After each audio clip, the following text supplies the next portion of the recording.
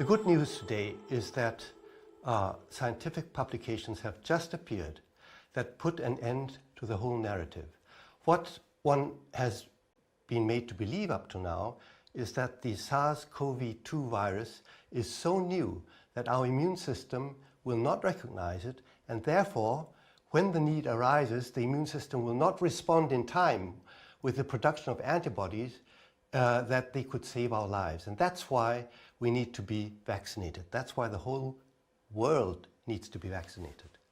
Now, scientific publications that have appeared in the last weeks, as I said, put an end to this narrative, because it turns out that the SARS-CoV-2 virus and its descendants are not so different from the old normal coronaviruses that it would not be recognized by the immune system.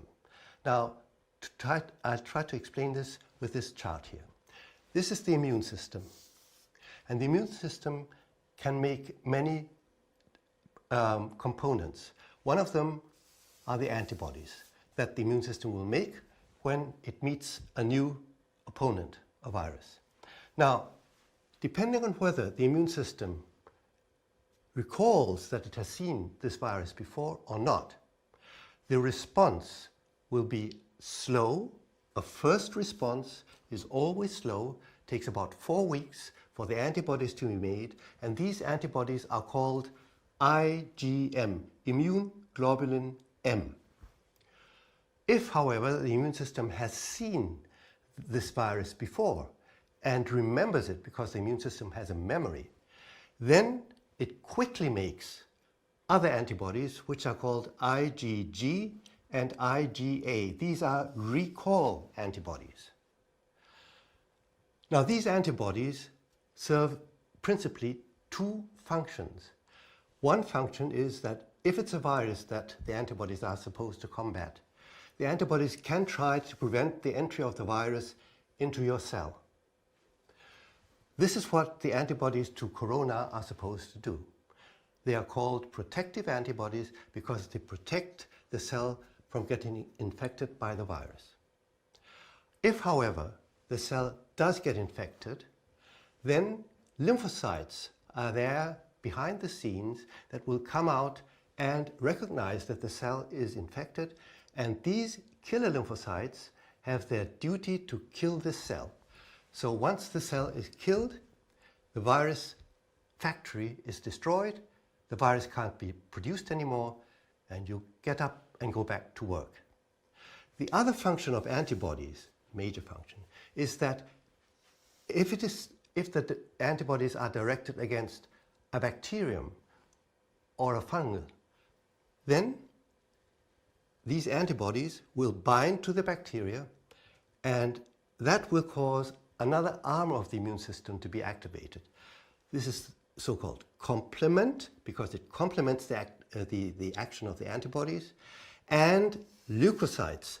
Leukocytes are the cells that eat. These are cells that are in your blood, and they're circulating all the time, and they're waiting for these bacteria to come into your blood, be coated with the antibodies, and then they will come and eat them. And thus are you protected by your antibodies against bacteria. So we have actually two major arms of the immune system. One are the lymphocytes that are directed against viruses and virus-infected cells, and the others are leukocytes that are directed against bacteria. It's like the Navy and the Air Force. Air Force, Navy. And both are really deadly. They take care of all the viruses that you are confronted with and all the bacteria normally. So the question is now, is our immune system really blind to the new, so-called new SARS-CoV-2 virus question? Now this can be answered very simply. And for that, what one has to do is, one has to inject this virus or the virus gene into the body and see how long the immune system takes to make the antibodies against this gene. And this was done by 3 independent American research groups in the last weeks and published. So everyone can go and have a look at these papers, and everyone should look at the papers because two questions arise. First, was the antibody response fast or slow? This would be fast and this would be slow. 30 days, 10 days, or 5 days even. And if it were fast, did the antibodies carry the correct label, IgG, IgA, or the wrong label? So what do you think? I'm going to ask you. The Americans measured in the blood the appearance of the antibodies every day. What do you think they found? This is, sort of $1 million quiz, and you can either be right or wrong. So the people who are telling you that you should get vaccinated are going to say, of course, they were IgM antibodies because this was blind to them. But the fact is the opposite. All groups found out that everyone who had been vaccinated responded with IgG and IgA antibodies within days after the vaccination, which is absolute proof that it is a recall response to something that the immune system has recognized. You may ask me, how can this be? The answer is very simple. Look, this is the hand, the grasping hand of the virus. This is the spike. And the spike is there to grasp the handle of the door to your cell, to get in. The antibody comes and forces itself into the jaw, like the crocodile. The mouth is open. It stops the crocodile from closing its mouth. Of course, this is not completely correct, but it will do as a picture for you, all right? Now, this key that enters into the mouth, of course, is not a perfect fit. So you can change a finger or two and it will still go in. And this is the difference between coronaviruses and influenza virus. Influenza are flu viruses, the real flu, all right, which has really caused pandemics because flu viruses can completely change the whole hand so that the hand looks like this suddenly. Okay?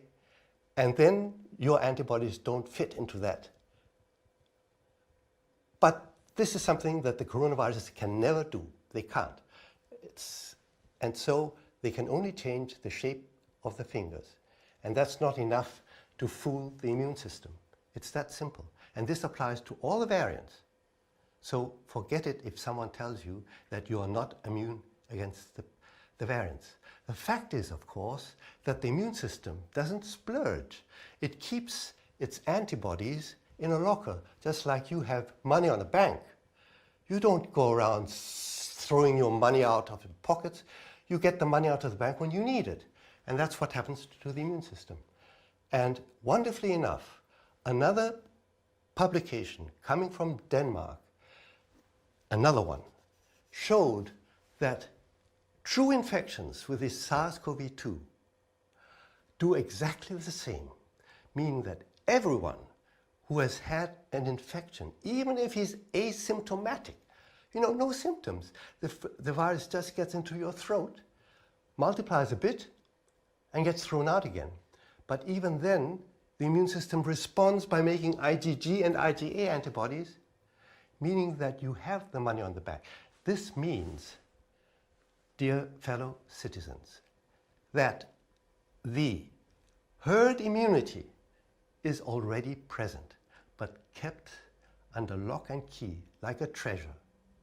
But it can be mobilized at any time you want. And it's just, this is like a dog and his master. The dog, this is the immune system.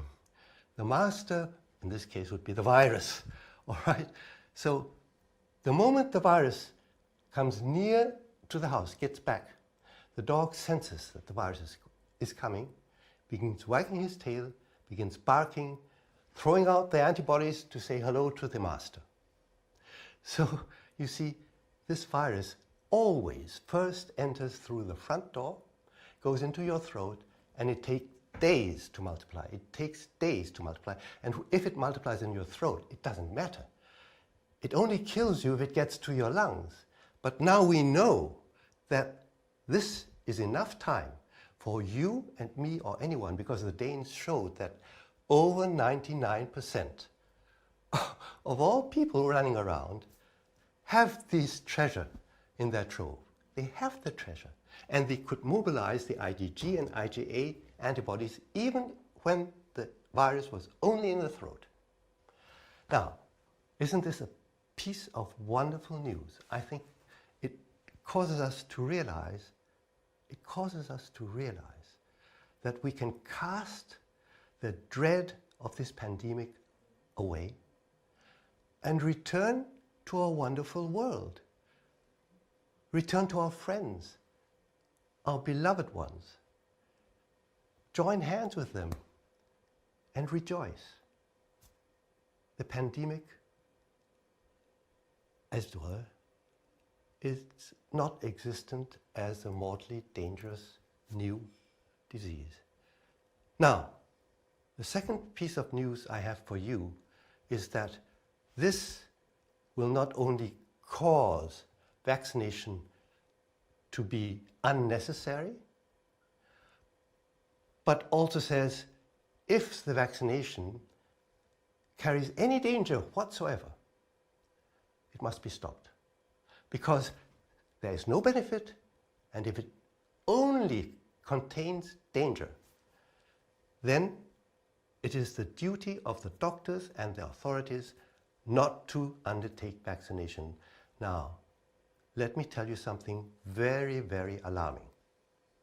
So alarming that this piece of news is just as important as the good piece of news. And this comes also from the publications that have just appeared. So we'll go back to this chart here. And I told you, they vaccinated, they found that the IgG and IgA antibodies came immediately.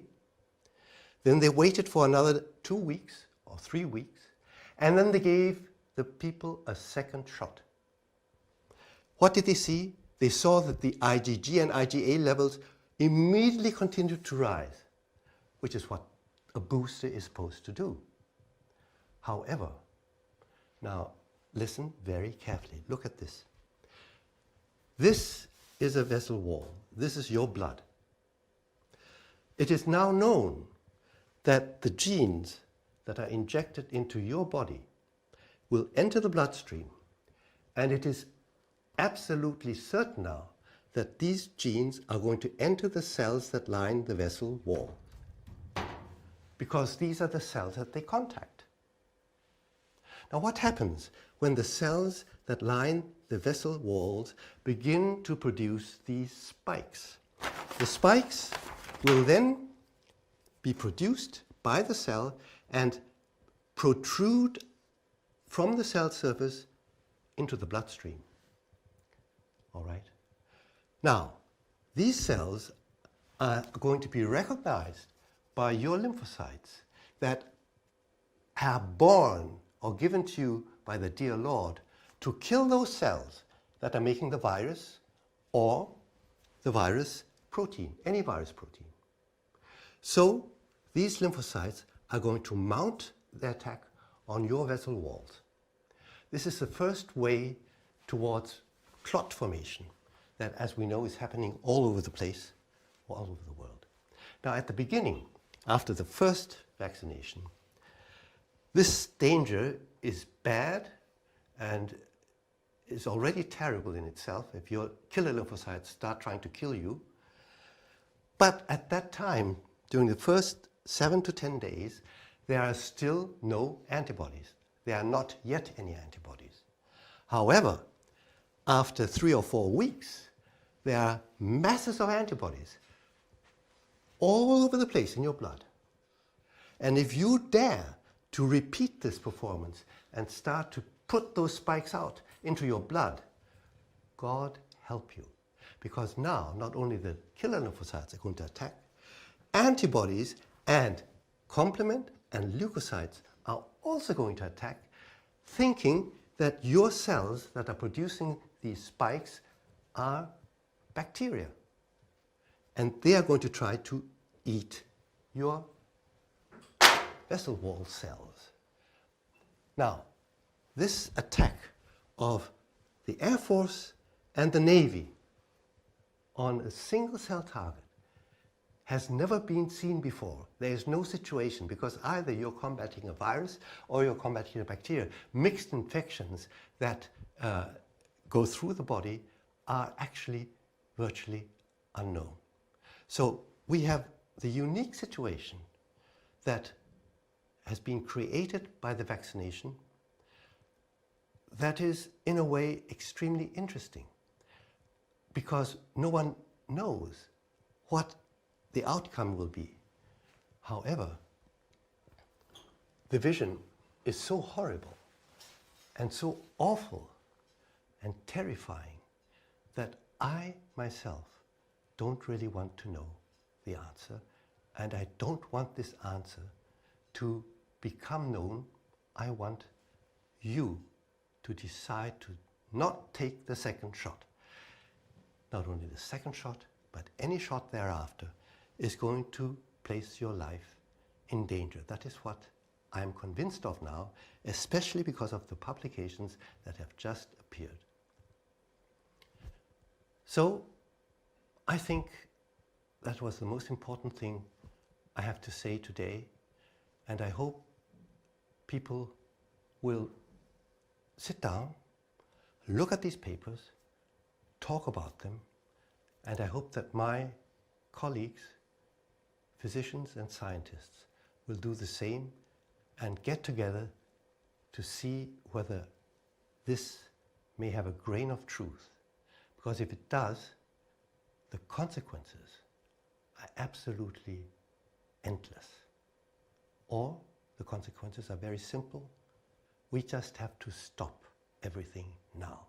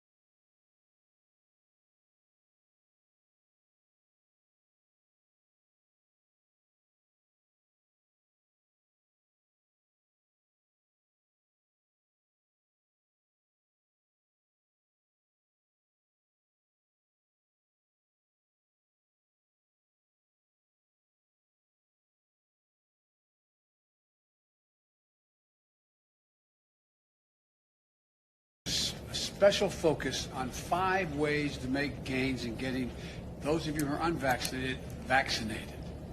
Because here's the deal. We are continuing to wind down the mass vaccination sites that did so much in the spring to rapidly vaccinate those eager to get their first shot and their second shot, for that matter, if they needed a second. Now we need to go to community by community, neighborhood by neighborhood, and oftentimes door to door, literally knocking on doors to get help to the remaining people protected from the virus.